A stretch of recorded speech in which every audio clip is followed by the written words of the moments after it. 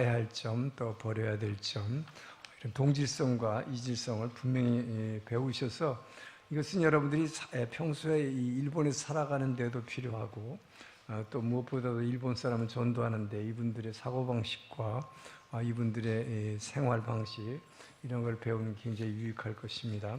이번 토요일 날 새벽 시간 힘들더라도 많이 좀 나오셔서 여러분의 삶과 또 전도에 도움이 되셨으면 합니다. 그리고 금주 성경 통독 에스겔서 지난번에 얘기했죠. 에스겔서는 구약의 성령장이다. 구약의 성령장이 사실 두 개 있는데 에스겔서와 이번 주 본문 맨 뒤에 나온 요엘서 구약의 성령장이라고 그래요. 에스겔서에 대해서는 이미 말씀드렸고 새 영을 부어주시겠다는 거죠. 새 영을 부어줄 때에 새 영을 받을 때에 우리가 그 말씀을 지켜낼 수 있는 능력이 생긴다라고 얘기하는 것입니다. 그러니까 새 영이 들어오지 않고는 내 힘으로 말씀을 깨달을 수도 없고 말씀을 실천할 수 있는 에너지가 이 안에서 나오지 않는다. 그래서 이 영의 능력으로 새 영을 부어줄 때 여러분들이 말씀을 순종하게 된다고 에스겔 36장 26절은 말합니다. 그것이 에스겔의 키워드죠.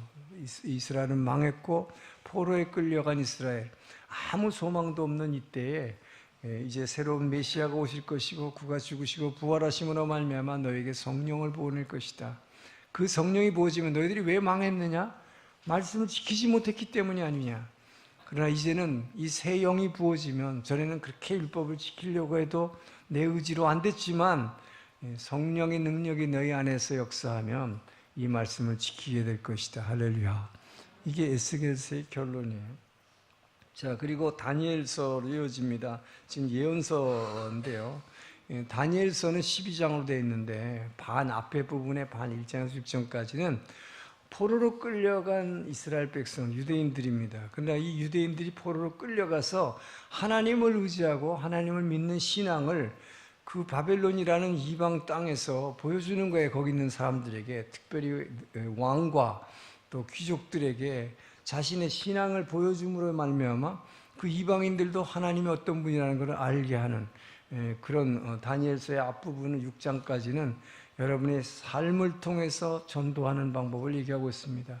그래서 여러분 잘 아시는 대로 다니엘은 왕의 우상을 세워놓고 절하라고 할 때 절하지 않고 늘 예루살렘을 향해서 기도했다는 제목으로 사자굴에 들어가지만 하나님께서 사자의 입을 막아주시고, 또 다니엘의 세 친구는 우상에게 절 안 했다는 이유로 불 속에 화형식을 집어넣지만, 불 속에 집어넣지만 세 사람을 분명히 집어넣는데 사람들이 보니까 네 사람이 불 속에서 움직이더라. 하나님 천사를 보내가지고 이들을 지켜주셔서 그대로 불 속에서 나오는 그 세 친구들의 유명한 말이 있죠. 너희들이 하나님을 버리고 이 왕한테 절하면 살려주겠다 했을 테니까 뭐라고 했어요? 그리 아니하실지라도. 유명하잖아요. 하나님께서 우리를 불 속에서도 지켜주실 것입니다. 그러나 그리 아니하실지라도 나는 그 하나님을 예배하겠습니다. 이 아주 위대한 신앙의 승리를 얘기하고 있고요. 그 다음에 다니엘 후반부는 7장에서 12장, 그것은 역사적으로 일어날, 그야말로 앞으로 일어날 세계의 역사의 변화를 다니엘을 통해서 다 보여주셨어요.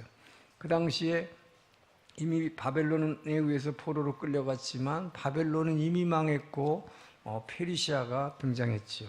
근데 이 페르시아도 그 뒤에 오는, 즉 바벨론은 금과 같은 나라, 페르시아는 은과 같은 나라, 그 다음에 그 뒤에 이 은과 같은 페르시아도 망할 것이다. 그게 바로 뒤에 오는 그리스, 알렉산더 대왕에 의해서 망할 거라는 것을 예언하죠. 그리고 그 그리스라는 그 표본과 같은 나라도 망할 것이다. 쏜살같이 표본같이 세계를 정복했지만 그것도 오래 가지 않을 것이다. 그래서 이 두 발이 한쪽은 철로 되어 있고 한쪽은 진흙으로 되어 있는, 그런데 이게 마치 바닷속에서 쇳덩어리를 집어 삼키는 괴물 같은 존재가 나올 것이다. 이 로마를 얘기하는 거죠. 로마에 의해서 전 세계가 통일될 것이지만 그 로마도 한쪽 발은 철로 되어 있고 한쪽 발은 진흙으로 되어 있고 이게 동로마가 서로마가 우리의 역사를 통해서 알 수 있지만 분리될 것을 얘기하고 있는 것입니다. 그러나 그때에 이 한 우상을 이 모습을 금과 은과 동과 철로 된 모습을 보여주면서 역사의 흐름을 보여주죠. 이것을 또 구체적으로 이 다니엘서는 후반으로 가면서 이 예언을 합니다. 나라가 어떻게 변해 나갈 것을. 그래서 결국은 이 우상을 그러나 산에서 깎아내지 않은 하나의 돌이 나와가지고 날라와서 이 돌이 우상을 때려 부술 것이다. 그의 나라는 영원할 것이다. 메시아가 나올 것서 이 세상 권세를 다 물리치고 영원한 하나님 나라가 이루어질 것을. 그래서 다니엘의 예언은요, 요한계시록을 해석하는 데 중요한 키가 됩니다. 그래서 이 다니엘서는 역사의 변천과 앞으로 오실 재림주의 오심까지도 다 예언한 참 놀라운 성경이죠. 그러나 그 중요한 것은 이 다니엘이 기도하는 사람이었기 때문에 이 다니엘은 기도의 사람으로 유명하죠. 그리고 나서 호세아입니다. 호세아서는 뭡니까? 호세아서는 우리가 여호와를 알자, 힘써 여호와를 알자, 이게 주제죠. 하나님의 사랑, 하나님은 여러분을 사랑하십니다라는 것을 구약에서 굉장히 강조하는, 하나님을 알지 못한, 하나님을 아는 지식이 없어서 이스라엘이 망했도다. 여러분이 하나님을 아는 지식, 하나님을 알자, 여호와를 알자, 힘써 여호와를 알자. 여호와를 진짜 알려면 그냥 성경 말씀만 보면 되는 게 아니라 호세아가 강조하는 것은 새벽 기도예요. 그래서 호세아 6장 6절은 우리가 여호와를 힘써 여호와를 알자. 그분이 나오시면, 그분이 여러분에게 임재하시면 마치 새벽별 같으니, 그분의 임하심은 정말 이 촉촉하게 우리의 마음을 적셔주는 새벽 이슬같이 너희에게 임할 것이니라. 여러분이 새벽에 나와서 그분 앞에 엎드리면 반드시 만나주실 것을 약속하는 호세아서입니다. 그럴 때 그분이 여러분을 얼마나 사랑하신지 그 사랑을 체험하게 될 것이다. 호세아서예요. 그리고 요엘서는 우리가 잘 아는 찬양할 때 한 청년들은 뭐예요? 청년들은 환상을 보고, 아이들은 뭐예요? 꿈을 꾸고, 예언할 것이고, 노인들은 꿈을 꿀 것이며 하는 우리 찬양하죠. 그게 바로 요엘서 2장 28절의 말씀이죠. 성령이 이 땅에 임하시는 사도행전의 역사를 미리 예언했던 요엘서입니다. 그리고 아모스는 이스라엘의 죄악상을, 그리고 또 윤리적으로 타락상을 한탄하면서 하나님께로 돌아오라, 돌이키면 살리라. 자, 굉장히 예언서 아주 쭉 소예언서인데 짧은 예언서들이 쭉 계속되는데 굉장히 중요한 예언서입니다. 이 내용을 숙지하시고 성경을 계속 통독하셨으면 좋겠습니다. 기도하겠습니다. 좋으신 하나님 감사합니다. 주님의 말씀을 듣기를 원합니다. 아버지여, 다니엘처럼 다윗처럼 기도의 사람이 될 수 있도록 아버지여, 기도에 아버지여 도전할 수 있는 새 힘을 허락하여 주시옵소서. 감사하며 예수님 이름으로 기도합니다. 아멘.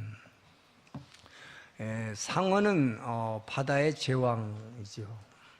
상어는 바다 생물 중에 가장 힘이 세기 때문에 바다에 사는 생물들이 제일 두려워합니다. 잡혀먹을까 봐.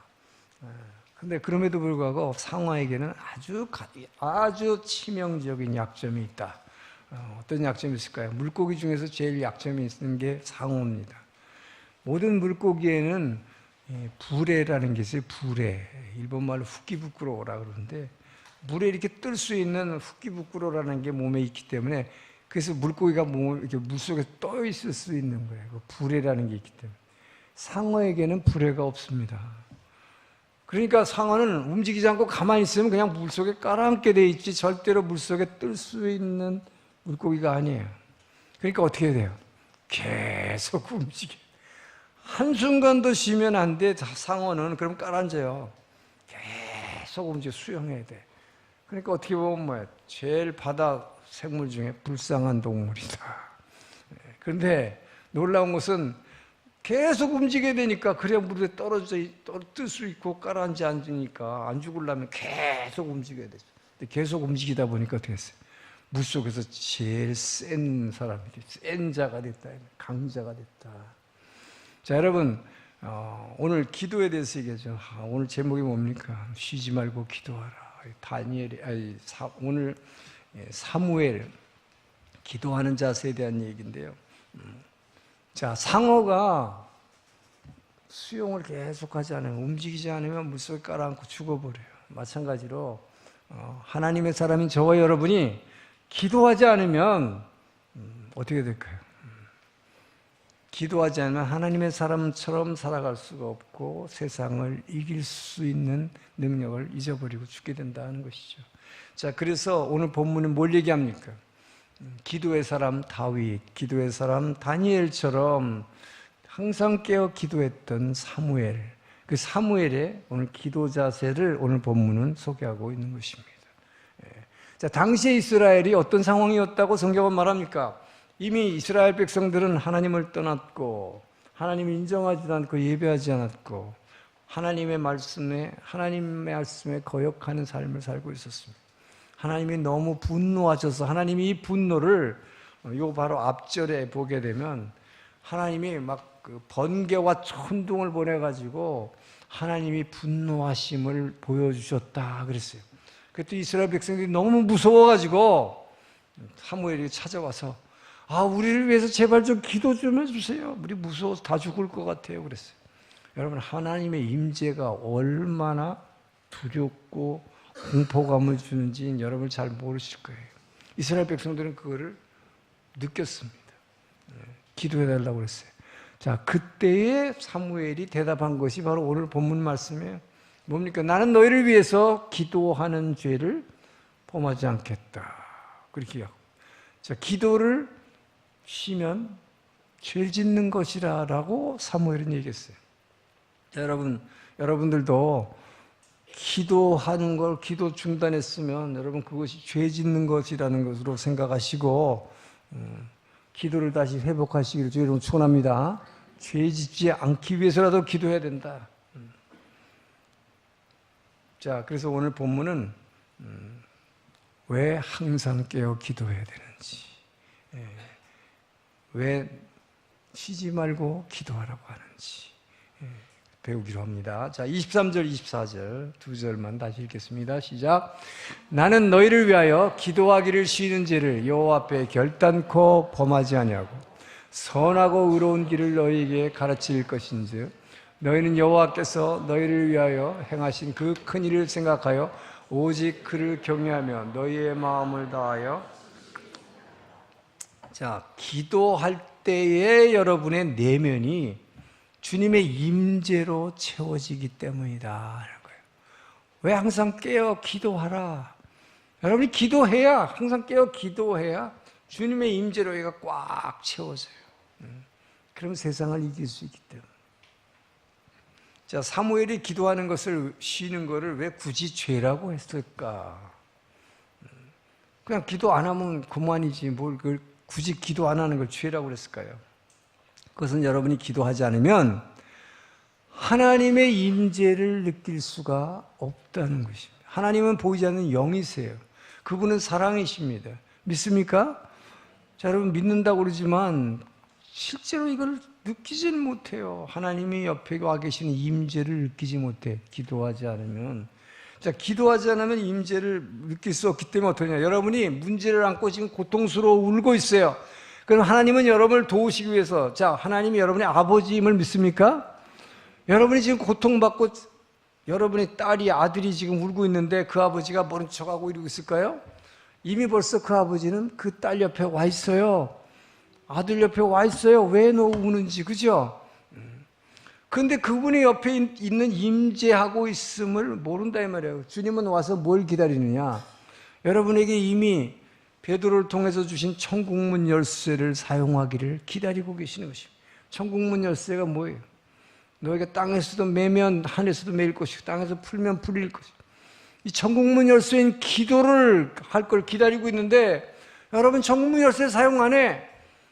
이걸 사용 안 하니까 뭐예요? 영이신 하나님이 옆에 와 계시기 때문에 사람이 와 있으면 알 수 있을 텐데 영이신 하나님이 와 있으니까 임재를 그분의 임재를 느끼지를 못한다. 그렇기 때문에 뭐예요? 마치 우는 사자와 같이 여러분을 잡아먹으려고 여러분 옆에서 이렇게 얼렁거리는 사자에게 잡혀버리고 만다. 자, 그래서 여러분, 어떤 수도원에서 아주 새로 들어온 이제 풋내기 수도사가 원장 수도사한테 질문했어요. 새벽 기도가 끝나고 나서 질문했습니다.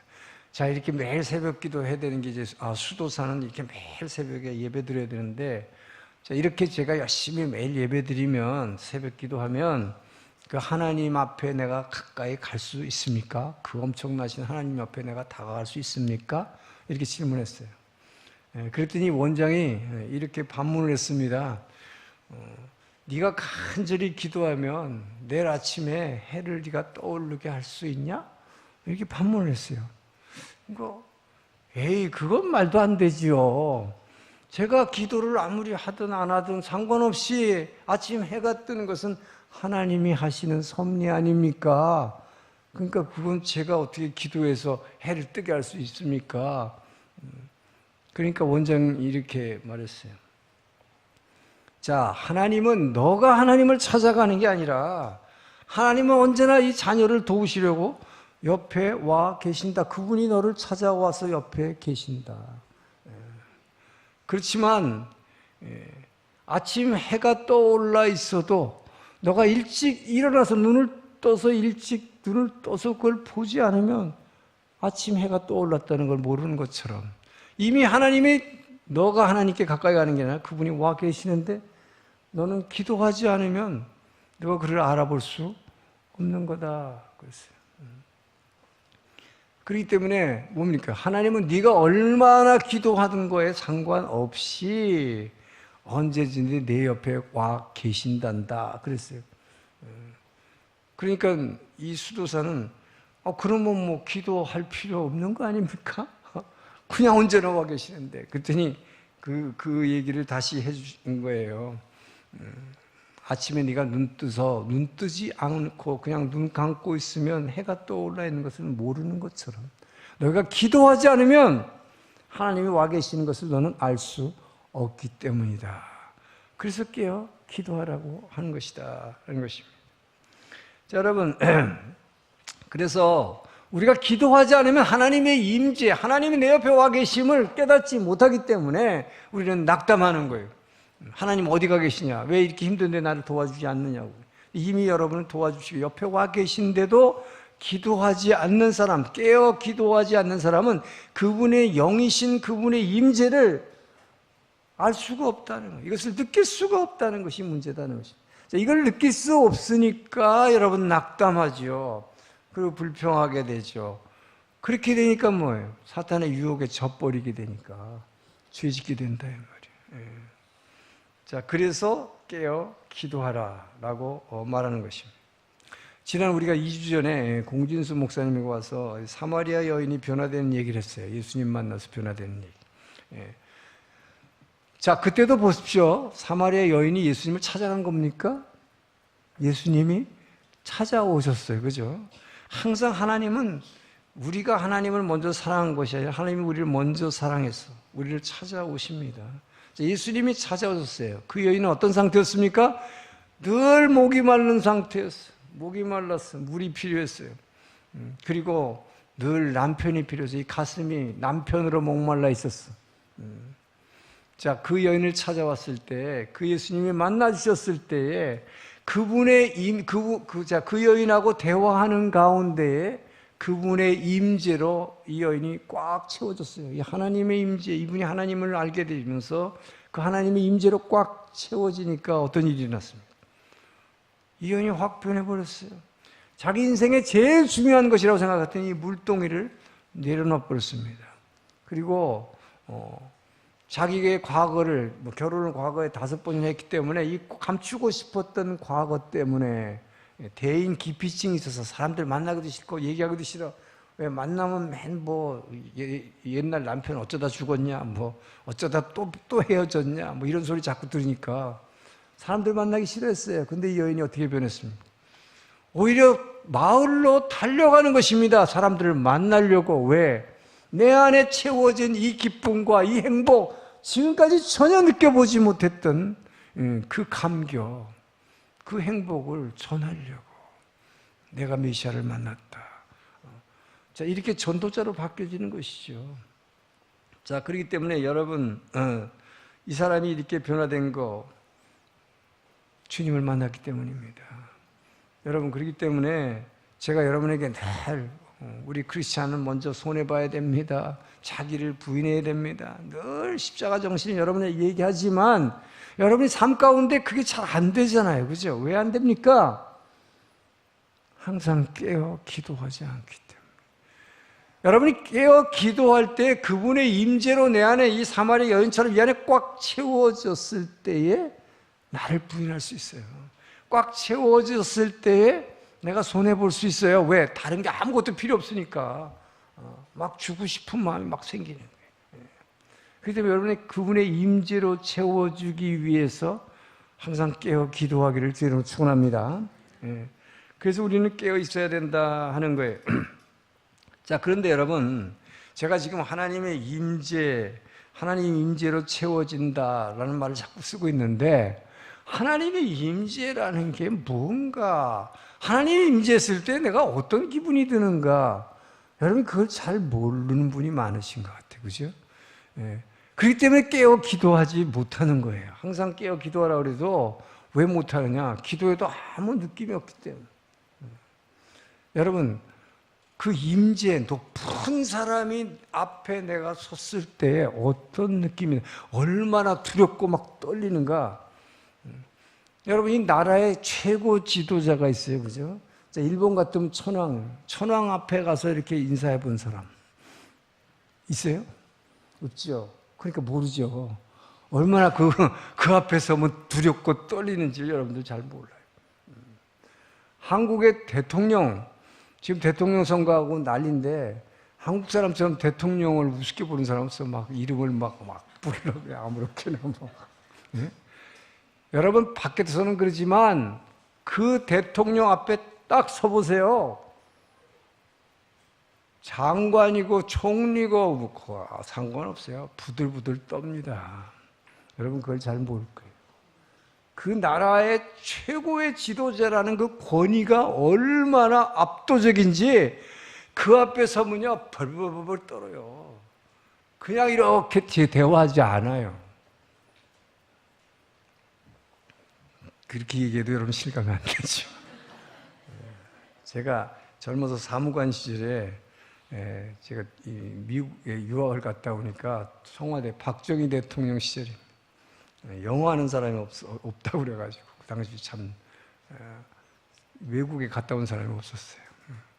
그래서 저를 사무관 때 박정희 대통령 의전비서로 파견을 나갔습니다. 그래서 청와대에서 대통령 옆에서 이제 특별히 외국 사저들과 무슨 이런 행사를 많이 하게 됐어요. 그때 외국 대사, 유럽의 대사 한 사람이 이제 신임장 제정식이라는 하는데 그때 있었던 에피소드를 소개하려고 합니다. 여러분, 국가 지도자가 얼마나 무서운가, 두렵고 떨리는 존재인가 하는 얘기를 하려고 그래요. 외국 대사, 한 나라의 대사가 임명을 되면, 예를 들어서 일본에서 한국 대사로 임명받았다. 그러면 일본의 국가 원수인 천황으로부터 신임장을 받습니다. 천황이 임명했다는 그 신임장이에요. 그것은 총리가 임명하지 않아요. 천황이 줍니다. 천황으로부터 임명장을 받아요. 그 임명장을 받아서 그 나라에 부임하면 그 나라의 국가 원수, 그러니까 한국에 왔으면 한국 대통령에게 이 신임장을 이제 드리는 거죠. 자, 이것을 신임장 제정식이라고 그래. 신임장 제정이다. 신인조 대조식이라고 그래. 신임장을 이렇게 제정하는데 그때는 외교 관례에 따라서 연미복을 입습니다. 여러분, 연미복 뭔지 알아요? 제비꼬리 같이 뒤에 이렇게 나왔다 그래서 연미복이에요. 제비꼬리복. 보통 사람들은 그런 거 보지도 못해. 안 입어요. 그런데 박정희 대통령은 키가 굉장히 작았어요. 그분이 제일 싫어하는 게 연미복입니다. 이걸 입으면 막 땅에 달 것 같아. 굉장히 싫어요, 이분이. 그래서 늘 비서관들은 키 큰 사람을 세워놨어. 근데 연미복을 입고 이렇게 딱 이제 유럽의 어느 대사였어요. 신입장 제정식을 하면 그 대사는 그 신입장, 자기 나라 이제 국왕으로부터 받은 그 신입장을 들고 이게 벌벌벌 떨면서 읽습니다. 소리를 크게 내서 읽게 돼 있어요. 자기네 나라 말로. 그럼 옆에서 통역을 하는데 이렇게 막 읽어요. 그런데 그날 따라서 이 박 대통령께서 뭐가 기분이 언짢으신지 상대방 얘기하는 거 하나 듣지도 않고 계속 여기를 털고 밑에 털고 자꾸 이러고 있는 거예요. 그래서 우리는 저분이 무슨 일이 있나, 이제 이거 큰일 났구나, 뭔가가 좀 심상치 않은데 그분이 화가 나시면 대단하시거든요. 그래서 저희는 이제 막 굉장히 긴장해가지고 막 손을 이렇게 하고 이제 무슨 일이 벌어지고 있는가. 왜냐하면 바로 옆에 서 있지 않고 멀리 이렇게 떨어져서 이렇게 보고 있기 때문이죠. 그런데 파리 한 마리가 여기부터 다 저기부터 다 자꾸 왔다 갔다 하는 거예요. 이 엄숙한 순간에. 그러니까 이분이 이게 계속 신경이 쓰이니까 툭 털고 뭐 상대방 얘기는 하나도 안 듣는 거예요. 그러니까 처음에는 이거를 갖다가 털어버릴 생각을 하셨어요.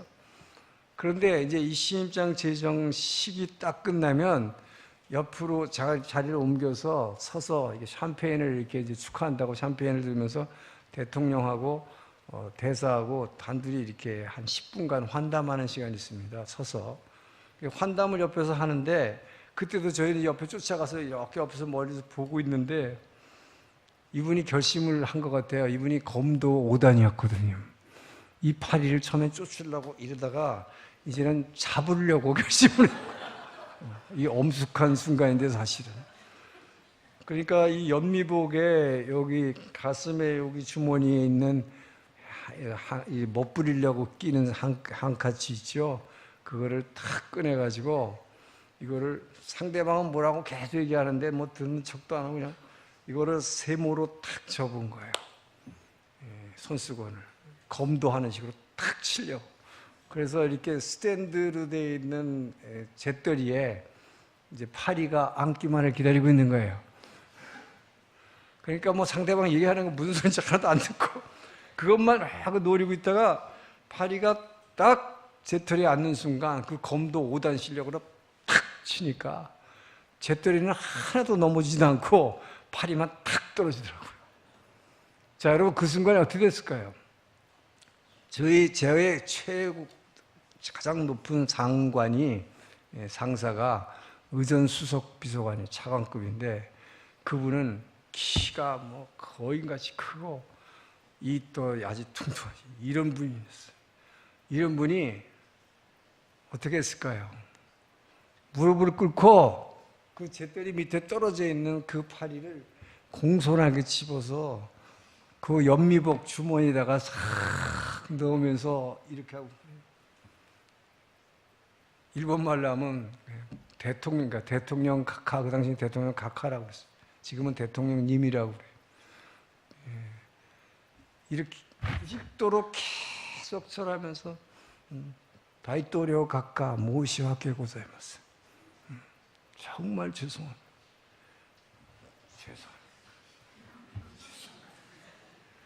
뭐 주인은 옆에 서서 이제 오늘 다 죽었구나. 그냥 이래서 같이 죄송. 그랬더니 대통령께서 딱 그 방에서 나가시면서 한마디 딱 하시. 이런 외국 의전 행사를 하기 전에는 파리 박멸 대책을 똑바로 세우셔. 그리고 탁. 그러니 뭐 그냥 벌벌벌 떠는 거예요.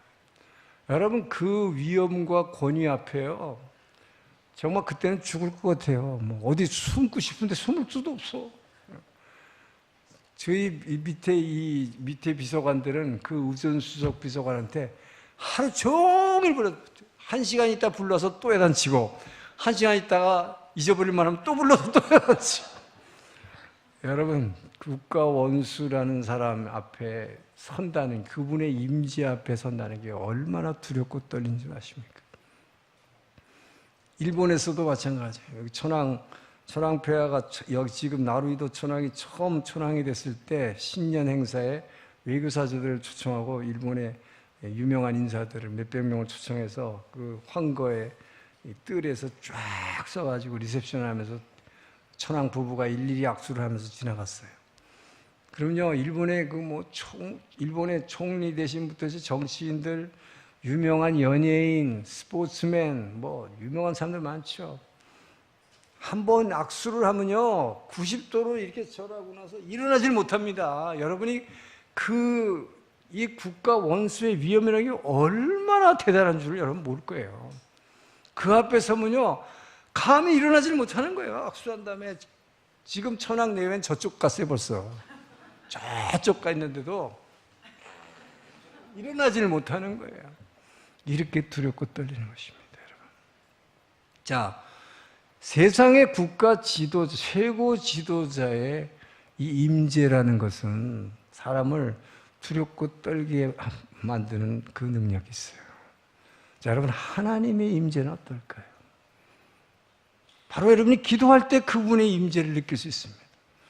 그러나 그분의 임재는 정말로 여러분, 이 천지를 지으시고 우주를, 만물을 지으신 그분, 나를 지으시고 나의 지금 모든 것을 주관하고 계시는 그분의 임재는 정말 그 위엄과 그 능력 앞에 정말 두렵고 떨리는 마음이 생겨요. 그러나 그 두렵고 떨리는 마음보다 더 우리를 압도하는 것은 그분의 그 놀라운 사랑이에요. 그 하나님이 나를 이렇게 사랑하시다니, 그 하나님이 나에게 이런 은혜를 베풀다니, 그 은혜로 꽉 채워지면 여러분, 그분의 임재를 우리를 채워주는 것입니다. 우리를 채워주시면 이 세상에 아무것도 필요 없어요. 그렇기 때문에 정말 지금 죽어도 한이 없습니다 라는 고백이 나오게 되는 거예요. 여러분, 이 체험이 있기 때문에 순교할 수 있는 것입니다. 이런 게 없는 사람들은 그냥 예수 믿습니다, 아골골짝 빈들에도 이렇게 찬양하고 나가도요, 그 자리에서 도망가게 돼 있어요, 베드로처럼. 그분의 임재에 그분의 임재로 채워질 때 우리는 아까 24절 본문에서 말씀하신 것처럼 너희를 위하여 행하신 그 큰 일을 생각하여 오직 그를 마음을 다하고 뜻을 다해서 그분만 경외하도록, 그분의 임재는 우리를 그렇게 변화시키는 능력을 주는 것입니다. 여러분, 항상 깨어 기도함으로 그분의 임재로 채워져서 먼저 여러분 자신도 사마리아 여인처럼 변화되고, 그렇게 함으로 여러분의 가정과 여러분의 이웃을 변화시키기를 주 여러분 축원합니다. 자, 그리고 25절 읽습니다. 25절 시작. 만일 너희가 여전히 악을 행하면 너희와 너희 왕이 다 멸망하리라. 자, 여전히 악을 행하면 너희와 너희 왕이 멸망하리라. 두 번째 그래서 메시지는요, 여러분이 사단의 유혹에 져서 기도 안 하면, 사단에 져서 기도 안 하면 여러분의 인생이 지금 뭐라고 그랬어요? 멸망에 이르리라. 여러분의 인생이 실패로 끝난다는 것입니다. 그래서 끊임없이 기도하라는 거예요. 자, 여러분, 이라크 침공으로서 유명했던 그 조지 부시 전 대통령이 있습니다. 이분이 휴식 시간에 여러분 프레첼이라는 과자 아시죠? 이렇게 하트 모양으로 이렇게 생긴 과자, 딱딱해요. 그거 먹다가 목에 탁 걸려서 그래갖고 숨이 막혀갖고 죽을 뻔한 일이 있었어요. 제가 워싱턴에 있을 때 일이었어요. 굉장한 뉴스거리였습니다. 대통령이 죽는다는 건 굉장한 거잖아요. 정신을 잃었어요. 이 숨이 막혀가지고. 그래서 여러분, 이 숨 쉬는 통로인 이 기도가 뭘 잘못 먹다가 막히면 수십 초 지나면 정신을 잃습니다. 그러다가 또 수십 초 지나면 목숨을 가는 거예요.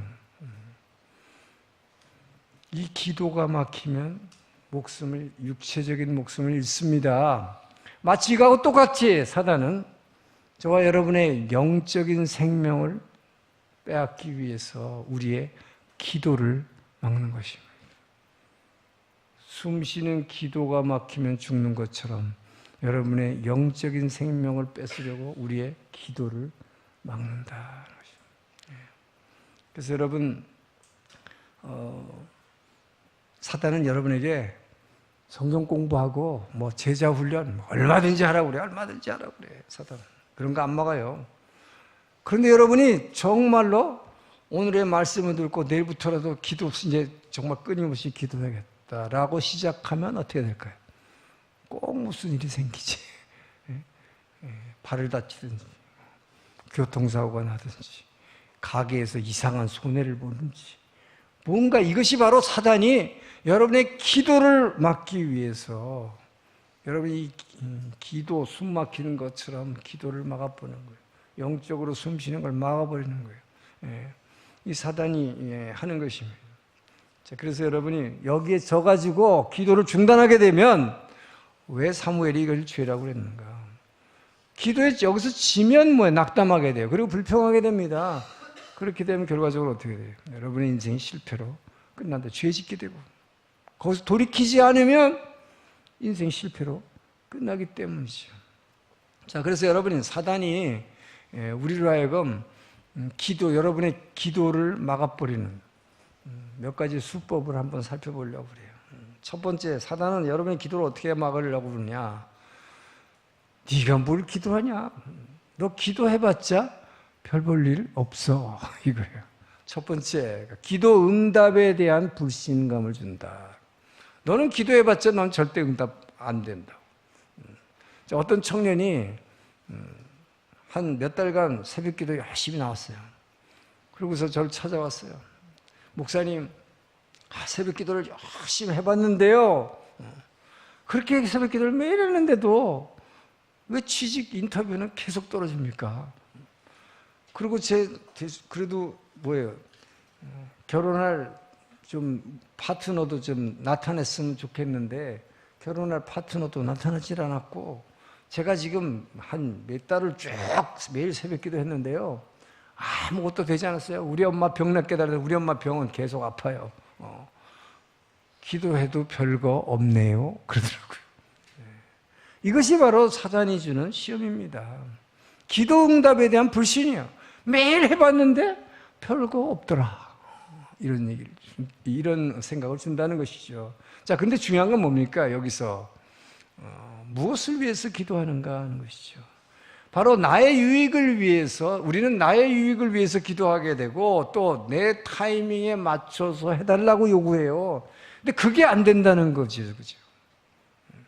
근데 여러분, 하나님께서는 여러분이 원하는 타이밍에 그리고 여러분이 지금 원하는 그것을 줄 수가 없습니다. 왜? 그 뭐 흔히 많이 들었을 거 아니에요, 여러분. 어린애가 칼 갖고 놀고 싶다 그런다고 하나님 아버지가 칼을 주냐 이 말이에요. 왜? 위험하기 때문에 안 주는 거죠. 여러분이 원하는 것을 지금 줬을 때 여러분의 인생에 유익하지 않기 때문에 여러분이 원하는 그 시간에 주지 않는 것뿐입니다. 응답을 안 하시는 게 아니에요. 바로 그렇게 안 주는 게 그분의 사랑의 응답임을 믿으시기 바랍니다. 특별히 젊은 여성들이 자기 배우자감 달라고 기도할 때 이렇게 기도하죠. 될 수 있으면 아주 잘생긴 현빈 같은 남자 만나게 있습니다. 그리고 대기업 가능하면 대기업 다니는 아주 직업이 한정된 사람 주세요. 그리고 특별히 나만 사랑하는 사람 주세요. 그러면 하나님이 뭐라 그럴까요? 그런 사람 있으면 내가 결혼하고 있다. 그러니까 금방 응답이 안 되는 거죠. 내가 원하는 때에. 그래서 여러분, 하나님이 정말 여러분에게 원하시는 기도가 뭘까요? 저는 이렇게 얘기한다고 그래서 내 유익을 위해서 기도하지 말라는 건 아닙니다. 왜? 구하라 주실 것이요 두드리라 열릴 것이요 그랬어요. 기도의 출발은 우리에게 문제가 있기 때문에 기도하게 되는 것입니다.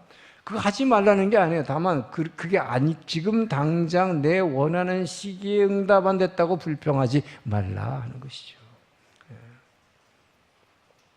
그래서 주님이 원하시는 기도는 뭐예요? 정말로 주님은 저와 여러분이 예수 믿었으면 하나님의 자녀답게 거룩한 삶을 살 수 있도록 주여 내 죄를 용서하죠. 먼저 회개 기도가 그래서 필요한 거죠. 그분이 원하시는 거 여러분이 회개할 때 그분은 반드시 들어주십니다. 그리고 그분에게 뭘 달라고 하는 것보다 그분이 임재로 나를 채워주십시오. 사마리아 여인처럼. 그렇게 해서 임재로 채워주시는 것을 감사할 때 그분은 여러분에게 진짜로 더 몇 배로 채워주신다. 그리고 그분이 여러분의 옆에 항상 임재하고 계시는 그분의 임재 자체를 찬양하는 거예요. 감사하는 거예요. 하나님은 제가 이렇게 어렵고 어딜 가 있어도 제 옆에 항상 계십니다. 그 주님을 찬양합니다. 그 주님을 찬양하기 축원합니다. 그리고 제가 정말 물과 성령으로 지금과는 다른 삶을 살 수 있도록 나를 변화시켜 주시옵소서. 여러분의 변화를 위해서 기도하시기 바랍니다. 하나님은 여러분의 존재의 변화를 너무 기뻐하시기 때문에. 그리고 나서 다른 사람에게 하나님 나라가 임하도록 그렇게 기도해 보세요. 응답이 안 되나? 여러분 조지 뮬러라는 사람의 1만 번의 기도 응답이라는 책을 썼습니다. 왜 그분에게는 10,000번이나 기도에 응답해 줬는데 여러분의 기도는 뭐 별거 얼마 안 했는데도 응답 안 해줄까요? 그게 바로 다른 거죠. 그분은 1만 명의 고아를 돌봤습니다. 그러니까 돈도 하나도 없고 아무것도 없는 사람이 1만 명의 고아를 돌보려니까 날마다 애들을 먹이는 게 얼마나 힘들겠어요. 그러다 보니까 기도하지 않을 수 없었죠. 그러니까 기도할 때마다 하나님이 다 들어주셨다는 얘기가 세어보니까 1만 번이나 기도해요. 그 굉장한 겁니다, 여러분. 10,000번. 자기가 기도할 때마다 다 들어주셨다는 거죠. 왜 그럴까요? 이것이 바로 여러분 그 하나님의 마음을 품고 다른 사람을 위해서 정말 그 사람을 위해서 기도할 때에 하나님께서는 반드시 응답해 주시고 믿으시기 바랍니다. 그 아이들을 불쌍히 여기는 그 마음에 하나님은 축복해 주셔서 그 아이들을 먹여주세요. 응답해 주세요. 근데 그 아이들을 먹여주시려면 제일 먼저 누굴 먹여야 될까? 기도하는 조지 뮬러를 먹여줘야죠. 여러분 그래서 그것이 뭐예요? 그래서 그의 나라와 의를 먼저 구하면 너부터 구해 주실 거 아니에요. 너가 먹을 걸 당연히 해 주시겠죠. 내 먹을 걸 해결이 안 해주는데 내가 어떻게 다른 사람을 돌봅니까? 여러분 그렇게 기도하기를 주님 축원합니다. 자, 두 번째로 사단은 우리에게 게을름을 줘가지고 기도 못하게 만들어요. 우리를 게으른 사람 만들어요. 잠언 6장 9절에서 11절 읽죠. 자, 게으른 자여 내가 어느 때까지 누워있겠느냐? 내가 어느 때까지 잠이 깨어 일어나겠느냐? 좀 더 자자, 좀 더 졸자, 손을 모으고 좀 더 누워있자 하면 내 빈궁이 강도같이 오며 내 궁핍이 군사같이 이리라. 기도는 우리 잠을 줄여야 돼요. 매일 기도하려면 잠을 줄여야 돼. 그러니까 뭐예요? 잠을 줄이는 몸의 희생이 따르는 거지요. 그러니까 사단은 우리 몸의 약점을 이용해서 좀 더 자자, 좀 더 쉬자 이렇게 만드는 거죠. 우리가 거기에 젖버리게 되면 결국 인생에 실패하게 된다는 것이죠. 저도 그래서 저도 전에 얘기했지만 새벽 기도를 시작하고 난 동안에 한 3주 동안 해보니까 막 죽을 것 같더라 말이죠. 그래서 진짜 죽는 줄 알았는데 어떤 선교사님이 답을 주셨어요. 그러니까 점심시간에 될 수 있으면 점심을 빨리 먹고 점심시간을 좀 줄여서 한 15분 정도만이라도 의자 앉아서 좀 졸라고. 그러면 그 하루가 너무나 풍성한 축복의 하루가 될 거다. 진짜 그렇게 하니까 그 원칙만큼은 지금도 제가 꼭 지켜요. 지금은 나이가 들어가지고 15분 자려고 하는데 더 많이 잡을 거예요. 어쨌든 여러분 그렇게 될 때 여러분이 기도의 능력을 체험하게 되고 기도의 능력을 체험하는 것을 스가랴서 8장은 뭐라고 얘기하고 있냐 봅시다. 여러분이 기도하면 그 기도의 능력을 어떻게 다른 사람들이 봐주느냐는 거예요. 있습니다. 만군의 여호와가 이와 같이 말하노라. 그날에는 말이 다른 이방 백성 10명이 유다 사람 하나의 옷자락을 잡을 것이라. 곧 잡고 말하기를 하나님이 너희와 함께 하심을 들었나니 우리가 너희와 함께 가려 하노라 하리라. 여러분이 기도의 능력을 그 이방 사람, 알지도 못하는 이방 사람 10명이 나와서 여러분의 옷자락을 붙들고 당신이 믿는 그 하나님, 당신이 가고 있는 그 길을 나도 같이 걷게 해달라고 요청할 거다.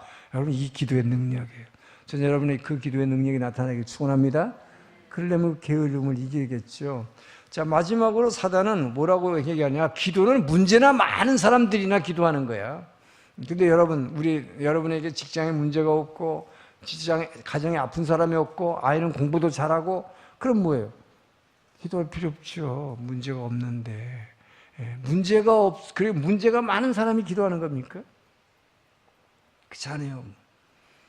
문제가 많은 사람이 기도하는 건 아니에요. 문제가 있어서 기도하는 거 아닙니다. 문제가 있으면 물론 기도 안 할 수가 없겠죠. 그러나 이것은 사단이 자 답답하지 않은데 뭐하러 기도하냐 이렇게 생각해요. 뭐하러 새벽부터 나가냐, 나는 아무 문제가 없는데. 기도 안 할 거죠. 그죠? 그렇지만 여러분, 평소에 이렇게 날마다 깨어서 기도하는 사람은 평소에 기도하다 보니까 그분의 임재로 채워질 뿐만 아니라 그분의 마음이 전달되어 오는 거예요.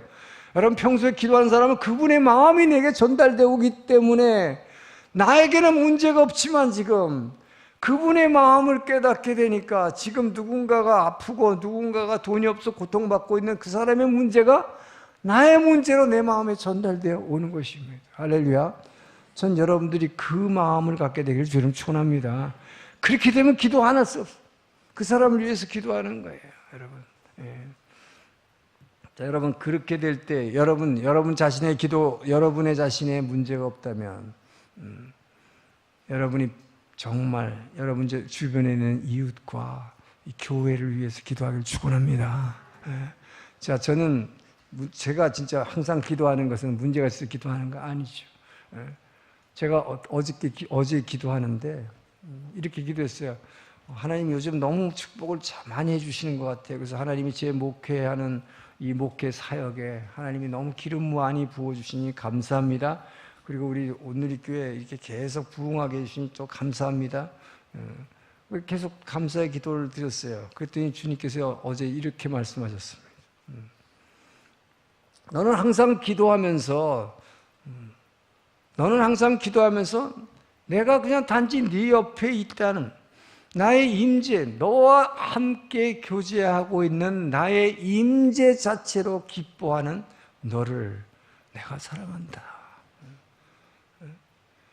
그냥 나하고 같이 있다는 것을 너는 뭘 특별한 걸 구하는 게 아니지 않느냐.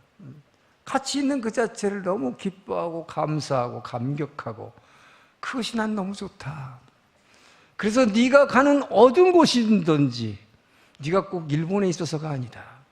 네가 가는 어느 곳이든지 내가 함께 있을 것이고 네가 가는 어느 곳이든지 나는 너 자신이 축복이 돼서 너를 나의 축복의 날개로 사용하기를 원하노라. 할렐루야. 그래서 네가 누군가를 덮어주면 그 사람이 그 축복의 날개로 덮어질 것이다. 와, 여러분 얼마나 감격했을까요? 제가 얼마나 눈물 흘렸는지. 제가 사무실에 앉아서 이 기도에 대해서 준비를 하다가 그 감격이 저를 막 압도적으로 누르는 거예요. 그분의 임재가 주시는 이 충만함, 이 만족감, 이를 말할 수 없는 거예요. 이건 다른 어떤 것으로도 채울 수 없는 그분의 그 사랑. 제가 무엇 시간대이처럼 사랑하십니까? 여러분 항상 깨어서 기도하심으로 주님의 임재로 충만해서 축복의 날개로 다른 사람을 덮어준 여러분 되기를 주의 이름으로 축원합니다. 기도하겠습니다. 좋으신 하나님 감사합니다. 아버지, 오늘 기도의 축복에 대해서 말씀해 주시니 감사합니다. 항상 깨어 기도할 때에 주님의 임재로 충만해져서 주님의 그 마음을 알게 하시고 그 마음으로 이웃과 하나님 나라와 교회를 위해서 더욱더 기도하고 축복하는 자 되게 도와 주시옵소서. 예수님 이름으로 기도합니다. 일어나서 봉헌 찬양하겠습니다.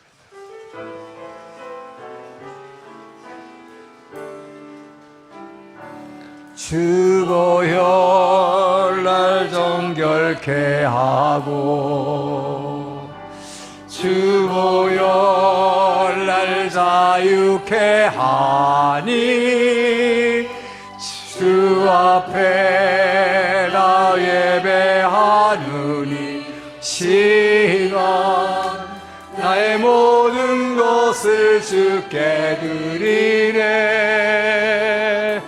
주의 손 날 위해 지키셨고 주의 발 날 위해 맡기셨으니 이제는 내가 사는 것이 아니요 오직 주를 위해 사는 것이라. 주 주의 손에 나의 손을 포개고 또 주의 발에 나의 발을 포개어 주와 함께 죽고 또 주와 함께 살리라 영원토록 주 위에 살리라 주의 손에 나의 손을 포개어 또 주의 발에 나의 발을 포개어 주와 함께 죽고 또 주와 함께 살리라 영원토록 주 위에 살리라 주 위에 살리라. 주님 감사합니다. 우리가 기도할 때 우리의 임재하시는 그 주님을 체험하게 하시고 그 주님만으로 충만하게 채워주시는 그 주님을 찬양합니다. 주님의 은혜에 감사하여 아버지여 우리에게 허락하신 물질을 구분하여 주님께 올려드린 그 손길들을 기억하여 주시고 그 필요들을 채워 주시옵소서. 마음의 질병과 아픔과 아버지여 육신의 병을 고쳐주시고 우리에게 필요한 모든 것을 채워주시는 주님을 찬양합니다. 아버지 우리가 드린 이 헌금이 이 땅의 일본의 영혼들을 한 명이라도 더 주의 나라로 인도하는 그 귀한 길잡이가 될 수 있도록 복의 복을 내려 주시옵소서. 이제는 우리를 사랑하시고 구원하신 그리스도의 은혜와 아버지의 그 크신 사랑하심과 성령 하나님의 감동, 감화, 교제, 교통하심이 오늘의 말씀을 듣고 이제 나와도 항상 깨어 기도하리라 단지 결단만 하지 않고 실천하기로 아버지여 주의 도움을 구하며 한 주간을 시작하는 주의 백성들 머리 위에 모든 이 이웃의 주민들 위해 선교사님들 위해 이제로부터 영원토록 함께 하시기를 간절히 축원하옵나이다.